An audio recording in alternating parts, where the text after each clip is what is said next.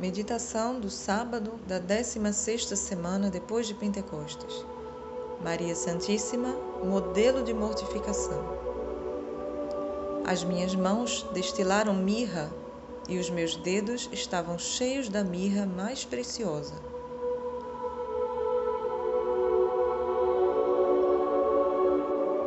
Livro dos Cânticos, capítulo 5, versículo 5.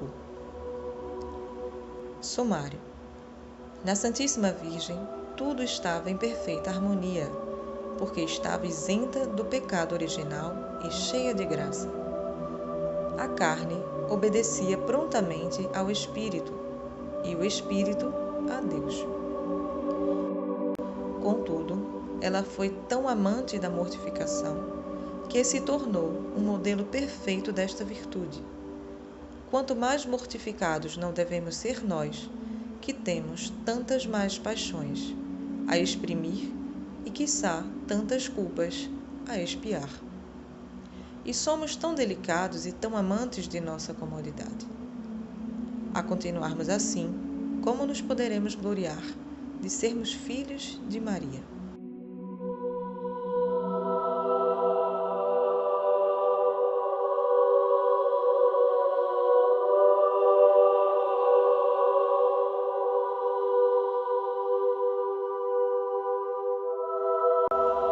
Ponto 1. É uma verdade de nossa fé que a Santíssima Virgem, por ser concebida isenta de pecado, não teve nenhuma desordem interior a combater.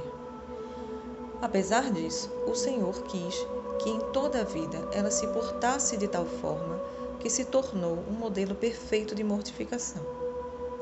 Com efeito, Maria praticou a mortificação interior, conservando o coração sempre desprendido de todas as coisas terrestres. Desprendida estava das riquezas, querendo sempre viver pobre e ganhando o sustento com os trabalhos de suas mãos. Desprendida das honras, amando a vida humilde e obscura, posto que lhe coubesse o título de nobreza, por ser descendente dos reis de Israel. Desprendida, afinal, dos seus santos pais, porque na idade de 3 anos os deixou resolutamente para ir encerrar-se no templo. Quanto à sua mortificação exterior, na verdade é pouco o que a este respeito sabemos, mas esse pouco é mais do que suficiente para nossa edificação.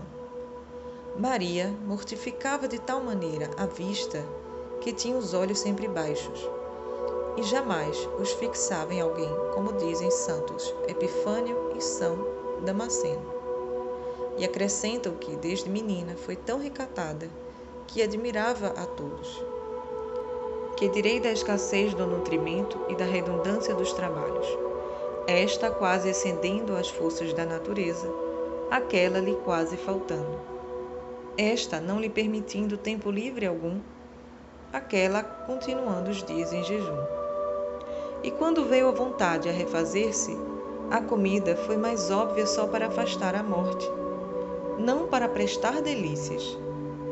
Não se deu ao sono, senão obrigada pela necessidade, mas quando o corpo repousava, o ânimo vigiava. Finalmente, quando a bem-aventurada Virgem foi mortificada em tudo mais, bem se infere do que ela mesma revelou a Santa Isabel Beneditina, conforme se lê em São Boaventura. Sabe, disse-lhe, que não recebi de Deus nenhuma graça sem grande trabalho, oração contínua, desejo ardente e muitas lágrimas e penitências. Em suma, foi Maria em tudo mortificada, de modo que foi dito dela que suas mãos destilaram mirra, a qual, na explicação dos intérpretes, é símbolo da mortificação.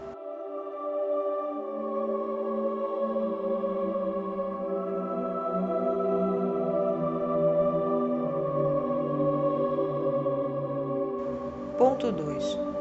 Se Maria, a mais inocente de todas as virgens, quis praticar a tal ponto a mortificação, quanto mais não devemos nós praticá-la? Nós que temos tantas mais inclinações que reprimir e, quiçá, tantos pecados que expiar. Seja, pois, o fruto da presente meditação o exercício da mortificação cristã.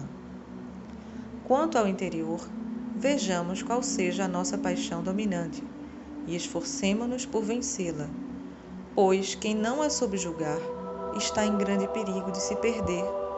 Ao contrário, aquele que vencer a paixão dominante facilmente vencerá todas as outras. Pelo que respeita à mortificação exterior, devemos, antes de mais nada, mortificar a vista, por cuja causa já muitos se acham no inferno. Notemos o que diz São Francisco de Sales. Não é tanto o ver como o olhar que é a causa da perdição. Devemos, em seguida, mortificar a língua, abstendo-nos de toda crítica e de palavras injuriosas e livres. Uma palavra livre, embora dita só para rir, pode ser causa de escândalo e de 1000 pecados. Em terceiro lugar, devemos mortificar a gula, comer para viver, e não viver para comer. Afirma Cassiano que é impossível que não esteja sujeito a muitas tentações impuras o que se farta de comida ou de bebida. Devemos, afinal, mortificar o ouvido e o tato, evitando escutar conversas maliciosas e murmurações, e usando de toda a cautela, tanto para com os outros como para nós mesmos, fugindo de todo o brinquedo de mãos. Imitando Maria Santíssima, devemos praticar a mortificação em todas as coisas, e assim mostrarmos-nos seus dignos filhos. Se não te sentires com força para tanto, recorre com confiança a esta Mãe amorosíssima. Põe-te debaixo de sua proteção especial e dize muitas vezes com São Bernardo: lembrai-vos, ó misericordiosíssima Virgem Maria, que jamais se ouviu dizer fosse por vós desamparado algum daqueles que têm recorrido à vossa proteção, implorado vosso auxílio e exorado vosso valimento. Animado eu, pois, com igual confiança, a vós, ó Virgem das Virgens, ó minha Mãe, recorro. A vós me acolho, e gemendo sob o peso dos meus pecados, me prostro aos vossos pés. Não queirais desprezar as minhas súplicas, ó Mãe do Verbo encarnado, mas escutai-as favoravelmente e dignai-vos de atendê-las. Assim seja. Amém.